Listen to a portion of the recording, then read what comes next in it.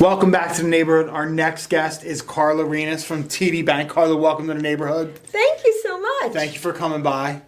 Carla works in the commercial lending department. Correct. So even though we're in the lending world, we do totally different things and totally different jobs. Yes. Which is awesome because I always like to learn different things. So I definitely want to talk about that. But first, you already watched me interview Jay. So we do same format. Okay. Talk a little bit about Carla pre-lending, pre-whatever, coming from little girl Carla to professional Carla, a little bit of your journey, how you got to where you're at. Okay. So, went to college for communication. Okay. Wanted to be a newscaster. Okay. So, whoever you see on the news, right? Didn't happen. No. Clearly. Did you ever do it at all? Or never even got to? No, well, I get into wanted that part of to it? in college. I talked about it with my professor, and they were like, in college, I was the first generation to ever go to college, and Okay. both sides of my family. So I had a little bit, I think, at that time, if I want to be completely transparent, a little bit of an ego about that, right? And so when he told me, you can definitely do it. I mean, you're good at script writing, but you have to hone that skill, that interview skill, that verbal communication. You're probably going to have to go to like a small town in like an Iowa, and I was like, I'm not podunk Iowa. Carla. first of all, Come on now. I'm going to school in the city. Yeah. No, why wouldn't they want me here? Right. Because you need something called experience, Right. and you don't have any. So I was like, yeah, I'm not doing that. No. So, fast forward, you graduate. You can't find a job Right. because everybody's graduating and you're not important. So then that my Another ego is ego like, check right yeah. there, right, And, right. and it's funny because my mom was like, so what? You need to get a job, and so you need to find one. And so that took my ego and totally squashed it. Okay. So I decided to get a job in marketing. Okay. And then I did a couple internships when I was in college. And then so I kind of found a niche in like public relations. And I also did residential mortgages, by the way. You did residential mortgages? I did too? residential mortgages back in there. So I found a love for public relations. And I loved it. Okay. Working with my clients, I had a lot of different accounts. And so that's kind of where I grew. However, I kind of hit a plateau, and I don't want to say I lost my edge, but I didn't necessarily Wasn't find a challenge anymore? It wasn't as fulfilling, but what I liked about it was I liked selling and going out and recruiting my clients, right? I liked that part of that sales part of it. So the marketing campaigns and going out and doing the presentations to my clients to bring them in, to let them know this is what I can do for you. This is how I can bring your business to the next level. Gotcha. That was the part I really liked. I changed from working in-house and going out. And so I worked for this great little boutique company called Thomas Boyd. Thank you, Pam and Liz. I love you. But I knew that eventually, and they know all this, that I probably wouldn't be partner, but I didn't want to go to New York or Philadelphia at that point. I was in South Jersey. And so the market president at the time, who's now our regional market president, Rob Curley, said to me, have you ever thought about going into banking? And I was like, I hate math. I like people. Right. I don't like math. I was never great in math. I was a communication major. Which is exactly why you did residential mortgages, because you don't have to do math there. You just go choo choo choo. Here's your number. Hi, exactly. I can approve Well, you right actually, now. Your credit score is this. You but- told me the company that you worked for already, so that's not really residential mortgages. You were a telemarketer. Come on, let's be real. Technically, Yeah. yes. But Yeah. I did make a lot of money Yeah, at the time it's because it was a always great. refi buzz. But okay. We used to make fun of everybody that worked there. We're like, come on, So, you're not really a loan 11 to 8 officer, was my let's schedule. go. Right. So, You were the team player. origination, yes. Yeah, that's great. So I reached out to him after he talked to me about it, and I was like, well, he's like, I can teach you banking, but I can't teach it like a personality who would connect with people. And I didn't really consider myself someone like that. And so I reached out to him. He said, I'll get you an interview, but you have to get yourself the job. So I interviewed for a store they call them stores at TD Bank, a store manager position in retail, and I got the job. And so from there, I had to learn banking. I mean, it's more than just, Simple your interest and checking compound account interest. or your Yeah. savings account or balancing your checkbook. And so that's where I was for most of my career, and then I worked into commercial lending. Okay. So I managed an entire store, all the processes, efficiencies, Where was that? Well, my last store, was all over South Jersey. Okay. My last store was the first ever TD Bank in South Jersey, which was in 1974, which was Marlton. It's Okay. the largest. So that was my last store before I was in commercial lending. That was TD, not Commerce, right? You were after No. they were already Yes, TD? I Okay. started TD about a year after it was purchased, after they purchased Commerce. When I was in college, I was a secret shopper for Commerce. For CWI. Yeah, they paid me $20 per place to go to. I went to 6 different places. It was $120. It took me like 3 hours. I was in college. I was like, this is awesome. I got to go and do a transaction. I grade them. I say the same thing and go through it. Get done, fill out my report, and go through it. It was like $40 an hour to go drive around to these different TD banks. It was awesome. But And you, or Commerce, that wasn't Commerce, TD, that was yeah. Commerce, yeah. they still have them, but it's called LEI, Legendary. A little different, yeah. Legendary Yeah, Experience. and the one girl figured out.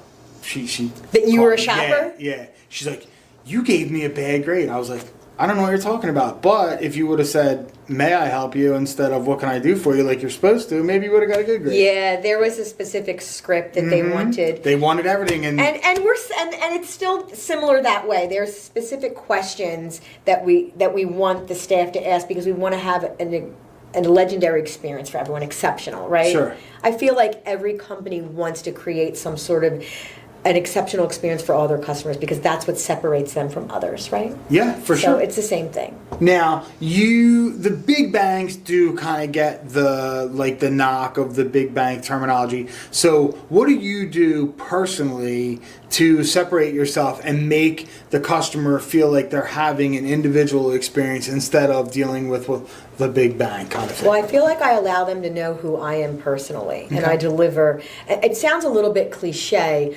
but I tend to give myself to my customer in the sense where I let them know the type of service that they're going to get from me off the bat. And it does sound salesy now that I'm hearing myself say it, but I give them right off when I meet them such a level of service that they know exactly where they stand with me at all times. I just communicate throughout the whole entire Yeah. process. So they have my cell phone number and they know when to reach me, and I give them a heads up on everything. Which, when you say that doesn't sound like a big deal. But when dealing with big banks, like a lot of times when I take customers from big banks that don't get a loan closed, and I ask them, well, how'd you get in touch with the guy? They're like, well, I emailed them. I'm like, you emailed them? Well, I'm a phone call person. Yeah, you got to be phone calls, but you don't know how many customers that do a residential mortgage don't have the cell phone number of the person that they're dealing with. And I'm like, I don't even have another phone. I don't have an office phone. I don't have a desk phone. I have a cell phone. That's it. Yeah. But it's common in the larger, the ones that rhyme with Schmelz Margo, those big banks that you deal with, they don't give out a personal number at all. It's I crazy. never understood that because I'm dealing with whether it's $1 or $1 million.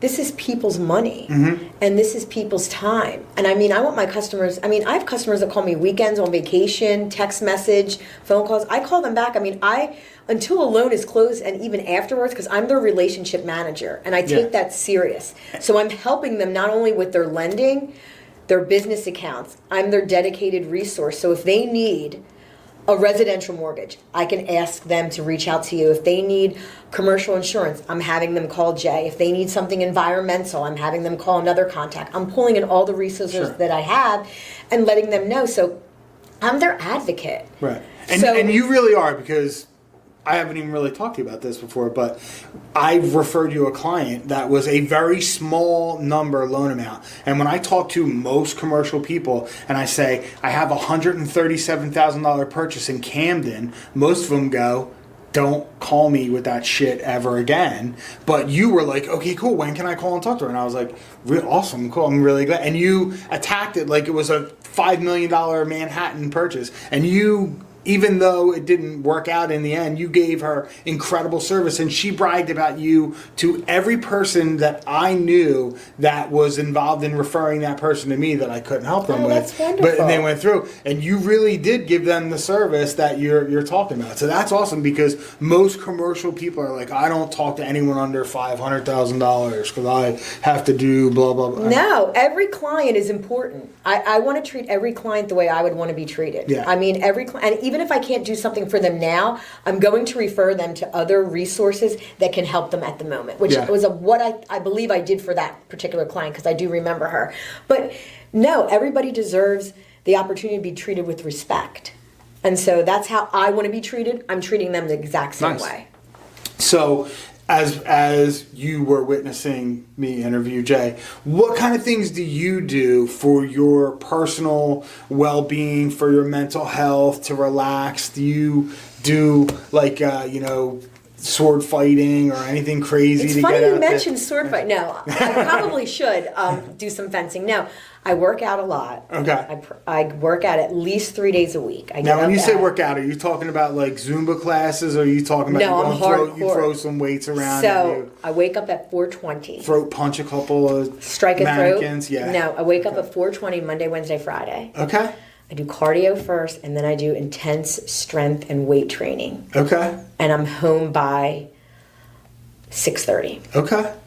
So I'm at the gym by 5. Okay. And then I'm home by 6:30. And then are you doing any saunas or ice baths or anything like that, or you're not getting in there yet? So I did start. Okay. So when I'm in the shower, I take a warm shower. It used to be burning hot. I'd change it to warm, and then at the very end, the last 3 minutes, I'm up to 3 minutes now. I turn it on to ice cold. Ice cold. 3 minutes. That's really good for you.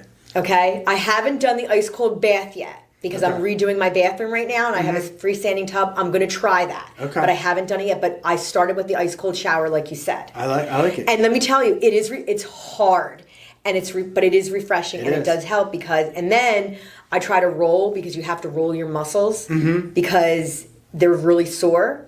And then on Tuesdays and Thursdays, I usually run, or I do a hardcore walk. Okay. With the dog. I have well water because I live out in the sticks. And in November or December, when you go all the way cold, it is all the way cold. Oh, it's probably frigid. Oh, it's crazy. My first 30 seconds of my cold shower, I'm like the teacher from Charlie Brown. My kids can't be in the room because I'm like... It is bad. It takes your breath away. But then after like 45 seconds, I'm like, all right, you're supposed to do 5 minutes, but... I have a hard time doing like 3 minutes. I do like 6 minutes just because I'm like, I got to do a little bit more. Ed Milet does and you have to move around too, right? Because... because if you let it hit one spot, it won't go through. So I let it hit mostly the back of my neck, because that cools my whole body. The back of my neck and the front of my face will cool your whole body. And they say that lowers your temperature, and that's what you really want. It converts the white fats to brown fats that like seals have and all those things. It's much better for your body and for your your blood flow and all those other things. But hey, I think we're all just trying to live a little bit longer. Yeah, for sure. Especially when you have young children, right? Yeah, for sure. Yes, exactly. I already figured that out. I have a crazy statistic for you. So my daughter is just born now. When she turns 20, I will have had a teenage daughter for 37 of the 35 years that it was. I have had 2 years that I didn't have a teenage daughter. My one daughter was 12 and my other daughter was 20, and then I have one other. So yes, I have a ton of kids, and you got to grow. You got to grow old. And I also don't want to be old and limping to the finish line. Me neither. That's why I'm doing this. I want to be 70 years old and getting in trouble at the hospital for looking at the nurses and stuff like that. Me too. I'm going down like dancing. I'm swinging. Yeah. Me too. Yeah. I don't want to exist. I'm going down dancing. I don't want to be one of the decrepit dudes. I'm like, oh, look at that 90-year-old dude that's still out there playing deck hockey. No, I'm going down dancing. Okay. All right. Now let's talk about some future stuff for you. What is Carla Reinas going to accomplish July of 2025? What are some goals, whether it's personal, life, whatever? What are some things you have on that vision board that you're going to knock out between now and then? Personal? Sure. Or anything. Well, I think we all like to make more money. Okay. Right? So yeah. I'm hoping to have closed a decent amount. Come on, not decent amount. Throw me a number. Let's go. Put a number. You can't put a decent amount in the universe. The universe doesn't deliver a decent amount. Let's it delivers say a number. 10 million? Yeah. Okay. I like that. I like 10 million. Okay. 10 million's good. All right. What about physical stuff? Marathons, mud runs, anything like that? Well, no, because I wouldn't mind a mud run. I don't want to do marathon because I'm not a big runner, Me and neither. I can't commit to That's that. crazy. I can't commit to running because I won't do it. No good. Physical. You know how you did that walk by The yourself? 12-hour walk, yeah. I don't know. I'm doing another one in like 4 weeks, so you can do that day with me if you want to. It's 12 not together. hours. It's not together. Why can't we do it together and just not that's talk? the rule. No, you can't. I can't go with 12 hours with somebody and not talk to them. Come on. You got to go separate. No technology. No. You can communicate to people. You just can't walk with somebody. Like I went to the store and I had to get something. I had to speak to the person at the counter to get what I wanted to fulfill my day. But there's no communication. There's nothing. No phone. No listening to music. It's just you and your mind. All right, I have 12 another hours. goal. You ready? Okay. Not that one. Here's my next goal. Okay. I just redid my bathroom. Okay. I need to pay myself back in full for that. Okay. That is my goal. I like that. I'm going to say in 24 months I have to pay myself Okay, back because I went over budget. Always. All right. That's what we do. I need to pay myself back completely, and then I'll feel whole again until I pay myself back. Awesome. And I will pay myself back entirely. Okay.